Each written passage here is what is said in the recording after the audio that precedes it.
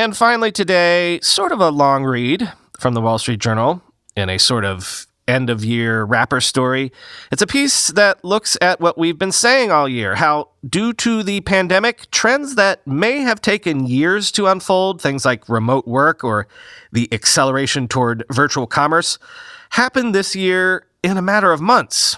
Quote, "The shift from physical to virtual commerce went hand in hand with the rise of remote and contactless payments and the decline of cash.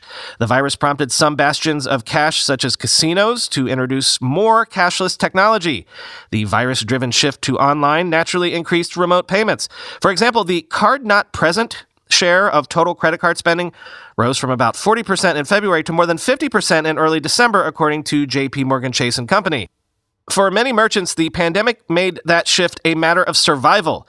Before COVID-19, the website of M. Flynn Jewelry, a boutique jeweler based in the South End of Boston, mostly helped people to figure out if it was worth making the trip to see the store, said co-owner Megan Flynn. Now we're seeing how important it is because people may not want to come in for many different reasons, end quote. Since June, about 30% of the store's sales have been transacted directly through the website or via text and telephone calls initiated over the site, compared with 3% a year earlier. Web visitors can ask a store employee to try on a piece of jewelry. Ms. Flynn's clientele used to be almost entirely local. Now some 20% come from outside the Boston area. They, quote, might be looking for a certain designer on the internet. They find it through us and then start shopping with us, end quote. The surge in the number of consumers, merchants, and brands online creates what Mr. Sebastian calls a network effect. The more users there are, the more compelling it is for others to follow. Quote, it would be surprising if we didn't see the majority of that shift sustained beyond the pandemic, he says. Digitization doesn't obviate the need for physical assets. Amazon's U.S. capital spending in 2019 was more than any other company, according to the Progressive Policy Institute, a center-left think tank. Rather, it changes the sort needed. Online stores invest primarily in technology and logistics, such as fulfillment centers and delivery vehicles, not stores, offices, or machinery.